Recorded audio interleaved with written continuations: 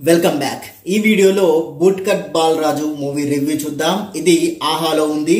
ఈ సినిమా కథ విషయానికి వస్తే బూట్ కట్ బాలరాజు వీడొక పెద్ద ఎదవ. పటేలమ్మ ఆ ఊరి పెద్ద అందరికి మంచి చేస్తూ ఉంటుంది.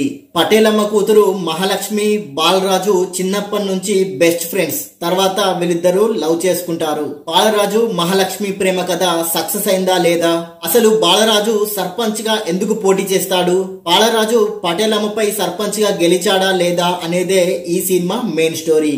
ఈ కథ విన్నాక మీకు ఏ సినిమా గుర్తుకొచ్చిందో కింద కామెంట్ చేయండి.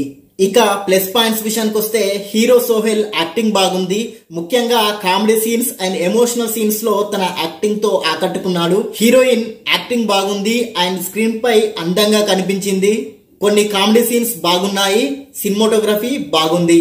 ఇక మైనస్ పాయింట్స్ విషయానికి వస్తే స్క్రీన్ ప్లే చాలా సింపుల్ గా స్లోగా సాగుతుంది. హీరో హీరోయిన్ మధ్య జరిగే లవ్ సీన్స్ కూడా చాలా రొటీన్ గా ఉంటాయి. రిపీటెడ్ సీన్స్ విసుగు పుట్టిస్తాయి. సినిమాలో కొన్ని రొటీన్ అండ్ బోరింగ్ సీన్స్ ఉన్నాయి. వాటిని ట్రిమ్ చేస్తే బాగుండేది. సెకండ్ హాఫ్ లో వచ్చే కొన్ని ఇంపార్టెంట్ సీన్స్ చాలా స్లోగా సాగుతాయి. ఇవన్నీ కాదు, ఓవరాల్ గా సినిమా ఎలాగుందో చెప్పాలంటే సినిమా సాగుతూ సాగుతూ సాగుతూనే ఉంటుంది. బోరింగ్ సీన్స్ తో విసుగు పుట్టిస్తుంది.